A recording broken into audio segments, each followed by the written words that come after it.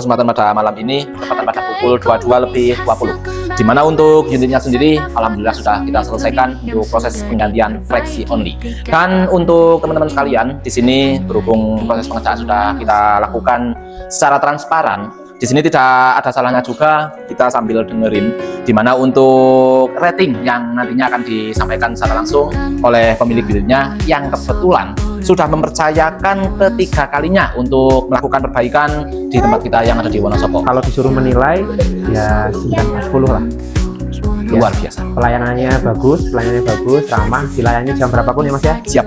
Kita pamit undur diri. Salam sukses dari Wonosobo. Assalamualaikum warahmatullahi wabarakatuh.